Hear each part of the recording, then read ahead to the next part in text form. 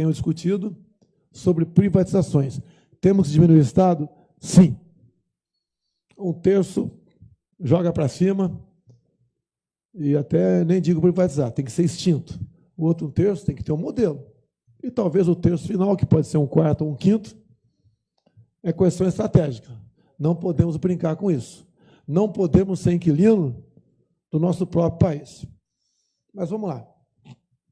Quem sou eu? De vez em quando eu olho no espelho e pergunto, quem sou eu? Eu acho que todo mundo já perguntou um dia, né? O que eu estou fazendo aqui? Bem, em 2014, acabaram as eleições, eu fui mais votado do Rio de Janeiro, eu comecei a me questionar. O que eu estou fazendo na política? Eu acho que estou sendo, de certa forma, não mais produtivo na política como legislador. Bem, eu nunca tive boas amizades partidárias lá em Brasília, concordo. Até que se tivesse, poderia estar preso uma hora dessa. E resolvi, então, falar, como é que eu vou chegar lá que não vou ter um grande partido? Eu estava no Partido Progressista. É o partido que tem mais gente dentro do Supremo Tribunal Federal, sem ser juiz ou ministro. Vou ter que ter um partido pequeno. Vai aparecer um partido pequeno, porque os negócios, né? Pequenos partidos, grandes negócios. Não vou ter tempo de televisão, não vou ter nenhum governador comigo, etc, etc, etc. Eu falei, mas eu acho que tem que ter uma saída, nós temos que buscar uma maneira de mudar o Brasil. E como mudar o Brasil se eu não entrar, né, em campo para jogar esse jogo? Daí eu fui para um estado que para mim é muito importante, chama-se Roraima. É um estado que tem tudo para ser, com todo respeito ao Rio Grande do Norte, melhor do que qualquer outro estado do Brasil. Tem riqueza minerais, tem biodiversidade, tem meios de ter energia eólica lá, energia solar, tem rios que a topografia permite construir barreiras, né, barragens. E qual o grande problema? Problema ambiental e indigenista. Um dos processos que eu estou respondendo no Supremo, que eu teria ofendido os índios do Brasil, quando eu disse, né, se chegar lá, não vai ter 1 centímetro sequer para a terra indígena. Chega, já temos uma área maior que a região sudeste. Está de bom tamanho. Até porque não é pelo índio que fazem isso. Assim como não é para os quilombolas que se marcam essas terras no Brasil. Os interesses são outros. Mas como é que eu vou pensar um dia em fazer uma hidrelétrica lá em Roraima, se o mundo vai levantar barreiras contra mim? Na questão da renca, sem entrar no detalhe, né? A reserva mineral que o Temer resolveu abrir a iniciativa privada, né, para exploração, o mundo levantou questão, falou grosso e o Temer deu um frente para a retaguarda. Como é que a gente vai fazer isso em Roraima? Temos que nos aproximar, infelizmente sou obrigado a falar para os senhores isso, de um país belicamente nuclear e democrático. Não tem outro caminho. A Argentina falou que em 82 as Malvinas eram deles e perderam. Nessa primeira ida a Roraima, já fui 2 vezes lá, fiz uma palestra para a Faculdade Catedral. 1.000 e poucas pessoas dentro, mas 1.000 e poucas fora. Eu costumo dizer, né, que eu sou o patinho feio da história no Brasil, o pessoal quer me ouvir, até para tirar dúvida, né? E no metade da palestra, que seria de 40 minutos, que durou 4 horas e meia, eu perguntei, a Amazônia é nossa? Prezado general Girão Monteiro. Responderam, não. E com razão. Uma coisa linda como aquela, biodiversidade, recursos minerais, água potável, reservas de gás e petróleo, sim, também tem. Tão bonita, vai ser nossa. O mundo está de olho naquilo. Em nome dos direitos humanos, da autodeterminação dos povos indígenas, nós podemos, mais cedo ou mais tarde, começar a perder a nossa Amazônia. Ninguém tem o que nós temos. E todo mundo está de olho aqui. E o primeiro mundo está certo. O errado somos nós, que pese todo o patriotismo dos militares, no projeto Calha Norte, para consolidar a nossa fronteira, Depois veio essa indústria das demarcações de terras indígenas, que começou no governo Collor e continuou, FHC, Lula, Dilma. E nós temos, hoje em dia, as áreas mais ricas do mundo, que estão no Brasil, por coincidência, né? Sob a ameaça de se transformar em novos países mais cedo ou mais tarde, porque a ONU trabalha em cima disso. Como começar a reverter isso? Como eu disse, vamos aproximar de país bélico, nuclear, democrático, uma potência que tem que, e há interesse por parte desse país em nós. Devemos buscar parcerias. Não adianta dar uma de machão, levantar a espada e falar a Amazônia é nossa, porque não é.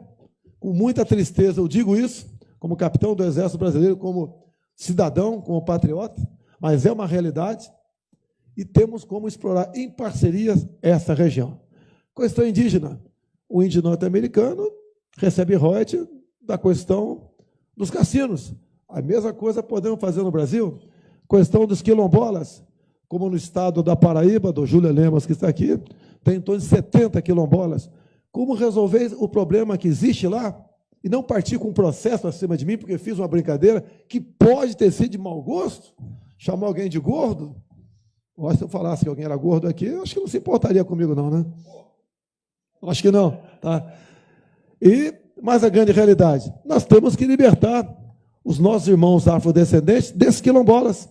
Eles têm que produzir. Eles têm que deixar de tornar dependente, em grande parte, do Estado. Nós temos proposta, vamos formar aí, criar os quilombutes, a exemplo dos kibbutz de Israel. Então, problemas do Brasil. O Brasil é aquele paciente que tem que deixar o dedo e amputar o corpo. Ou então, aquele avião que tem que ser consertado em pleno voo. Mas esse é o nosso país. Outro dia, conversando com um servidor público aposentado, ganha o teto, 33 mil, não vou entrar no mérito dessa questão, ele falou que estava indo para os Estados Unidos, apesar dos seus 70 anos de idade, porque lá ele teria o que não tem aqui e viveria da nossa aposentadoria aqui. Eu disse, prezado companheiro, né? Se você for para lá, tudo bem, é um direito teu, mas se o Brasil afundar, quebrar a sua economia, você não vai receber lá a sua aposentadoria. E você vai ter que, com 70 anos de idade, entregar pizza nos Estados Unidos. Esse é o nosso Brasil. Esse é o nosso Brasil que temos que começar a mudar. Como disse há pouco tempo, que eu não entendia de economia, eu pensei que fosse ser tratado, né, uma pessoa que tem humildade. Porque a Dilma entendia de economia. Ela é economista. E afundou o Brasil. Nunca questionaram tanto a vida pregressa profissional do Lula. A minha, tudo é empecilho para que eu saia de combate. Tenho certeza, eu sou imbrochável. Não vou sair de combate. Deus decide o meu destino. Daí, o pessoal fala, a imprensa é especial, né? Em vez da imprensa colaborar, porque eles também estão no nosso barco. Eles querem fustigar. Como você vai governar sem o toma lá da cá? Eu falo, então não vou governar. Que eu quero conversar com o Sérgio Moro um dia, mas em Brasília, em Natal, e não em Curitiba. E o que, graças a Deus, vem acontecendo? O nosso partido, o PSL, é aqui de Pernambuco. É um partido nordestino, do Luciano Bivar. Nos deu essa oportunidade. Nos franqueou tudo para que nós pudéssemos nos preparar para uma eleição com 8 segundos de televisão e praticamente sem fundo partidário. Agora, quando o médico, né, recebe um paciente, ele procura saber qual o foco do problema. Não adianta apenas dar um banho de água gelada nele para descer, para diminuir a temperatura. Qual a origem do problema? Qual a origem da ineficiência do Estado e da corrupção, meu presidente? São as indicações políticas. Não tem como você combater corrupção e ineficiência do Estado aceitando indicações políticas. Eu quero o Banco do Nordeste, partido tal. O outro fala, eu quero tais diretorias ou tais estatais. Eu quero tantos ministérios. Eu pergunto aos senhores, não me respondam, por favor. Alguém sabe quem é o ministro da Ciência e Tecnologia? Para mim, quando me perguntaram há 3 meses, eu também não sabia. Com todo respeito, é uma pessoa que poderia estar em outro ministério, não nesse. Será que ele sabe a diferença de lei da gravidade para a gravidez? Nós não podemos ter pessoas erradas nesses locais. Talvez um dos ministérios mais importantes seja esse, onde vai se investir em pesquisa, em tecnologias, empreendedorismo, né, que vai fazer que a nossa garotada tenha o prazer de continuar no Brasil e ser útil aqui no nosso país, mas, lamentavelmente, não só esse, como quase todos os ministérios, são feitos em cima dessa barganha. Uma conversa hipotética. O presidente liga para o ministro X e fala que ele quer tal ação. O ministro responde ao presidente: presidente, gosto muito do senhor, sou um cara bacana, bonito, simpático, mas eu cumpro ordens aqui do meu partido. O senhor quer perder 30 votos no parlamento? Se não quer, fica na tua. Me esquece. É assim que se governa o Brasil. Que a coisa mais triste para mim, com toda certeza, para o general Girão, ter alguém do Partido Comunista do Brasil à frente do Ministério da Defesa, alguém que nós combatemos na guerrilha do Araguaia, e nesse combate evitamos que tivéssemos uma Farc no coração do Brasil, ou o último ministro nosso agora, comunista e desarmamentista, como Raul Jungmann, ele pode estar bem no outro ministério, nesse não. Por que o afrontamento? Por que buscar desgastar as Forças Armadas? Eu entendo o objetivo. Nós somos o último obstáculo para o socialismo. Tem algo, costumo sempre dizer, que é mais grave ou tão grave quanto a corrupção. É a questão ideológica. Olha os nossos filhos. Eu tenho 5 filhos. 3 já adultos e a última tem 7 anos. Não bota em escola pública, que não é escola pública como do meu tempo, do período militar. Hoje em dia, aquela doutrinação é questão de ideologia de gênero. Vão dizer para minha filha de 7 anos que ela pode ser menino com 14. É um absurdo dos absurdos. É o grancismo. É o politicamente correto. É a desinformação. Qual o objetivo final da educação? Que eu costumo chamar de instrução. É esse jovem, né, começar a entrar no mercado de trabalho e movimentar a economia. Quando você termina a faculdade, o cara bota um pedaço de papel na parede, que nem ele sabe para que serve aquilo, qual o futuro do Brasil? Nenhum. Quando estive em Israel, eu estive lá na Embraer deles, eu perguntei, chegou um brasileiro, eu perguntei, tem muita gente do IME ou do ITA aqui dentro? Porque se tivesse, eu conheceria, por ser militar. Ele falou: deputado, tem do IME, tem do ITA, tem da Unicamp, tem da PUC. Os nossos cérebros estão fora do Brasil. Um país que não tem tecnologia está condenado a ser escravo dos outros. Eu, quando falo de grafite e grafeno, né, dei logo uma saravada de crítica. Bota o grafite de vice, bote o grafeno de ministro sei do quê. Muita gente vai para o deboche. Coisas que só nós temos e não pesquisamos. E o grande exemplo eu tive quando fui na Mackenzie, em São Paulo, para assistir, para conversar com pesquisadores sobre essa questão. Hoje em dia, para se produzir no campo, está tão complicado, é problema de MST, indústria das multas. Em cima das multas, eu peço aos senhores, por favor, leiam a emenda constitucional 81 de 2014.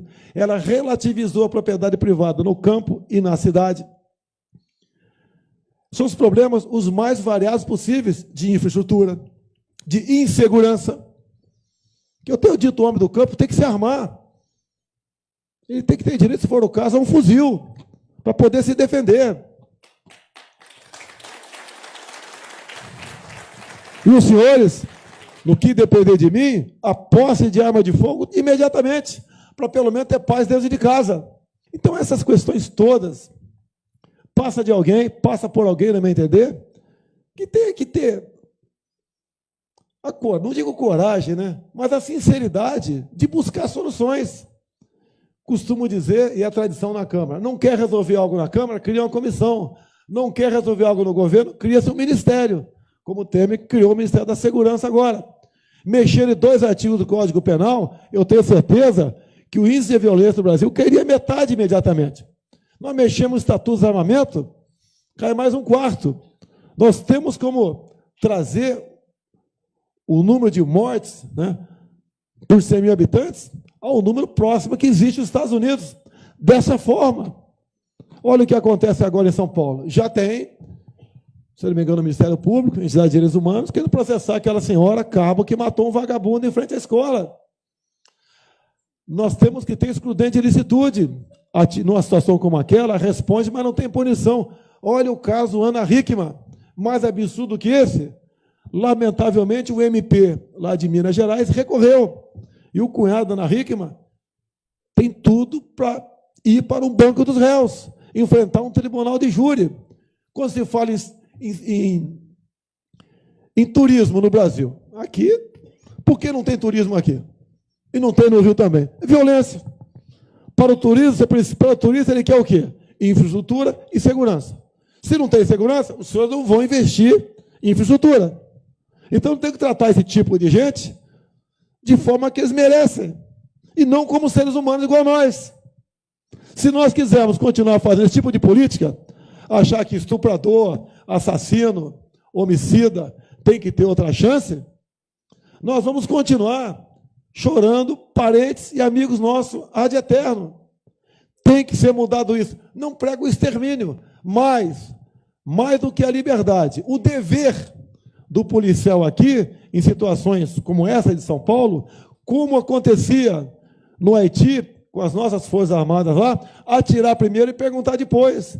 Não temos outro caminho para combater a violência, a não ser agindo dessa maneira.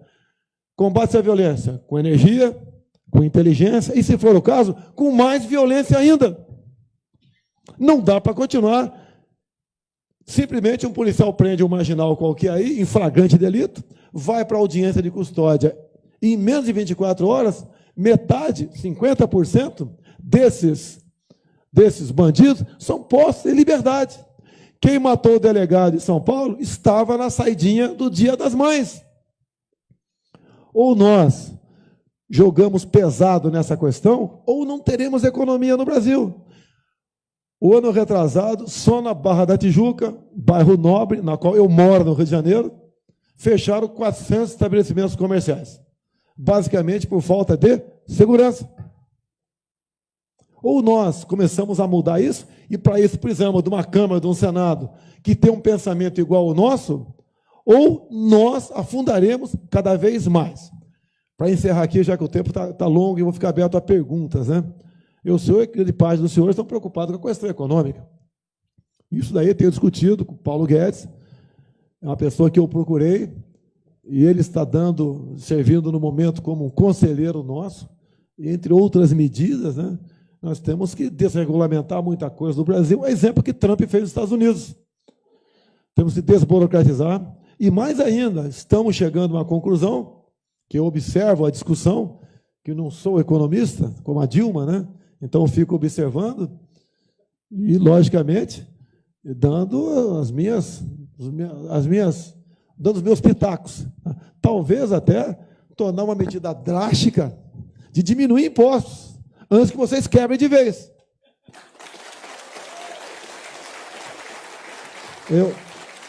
Eu aprendi há pouco tempo com ele a tal da curva de Laffer.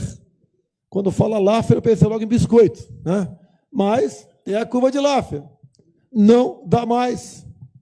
Agora, a questão de impostos não é apenas federal. Nós temos impostos estaduais e municipais.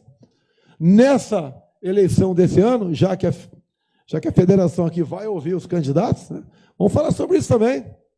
Não adianta querer salvar o Brasil, ou o Estado, ou o município, quebrando o indivíduo. É o indivíduo forte que faz o Estado forte. E mais, os senhores é que são os nossos patrões. Outro dia, discutindo, a terceira vez que eu participo de reuniões com o pessoal do transporte de cargas, né, basicamente é o Sudeste a grande quantidade de roubo de cargas. Dá um prejuízo de 1,5 bilhão por ano para eles. Bem, quem paga a conta é todo mundo. Inclusive, isso influencia na inflação. O produto chega mais caro no final da linha. Eu tenho dito para eles, né? Eles, quando vêm conversar conosco, vêm com cabeça baixa, com humildade. Tem que ser o contrário. Os senhores que são os nossos patrões. Nós que temos que ficar subordinados aos senhores. E não o contrário. Eu acho que, peço a Deus que esteja no caminho certo. Vou pedir a Ele muito mais que sabedoria, se chegar lá. Coragem, iniciativa. E também que traga cada vez mais pessoas melhores para cerrar fileiras e buscar uma saída para o nosso Brasil. E os senhores podem ver, quando se fala em economia, o começo do ano que vem, a nossa dívida interna deve bater 4 trilhões de reais.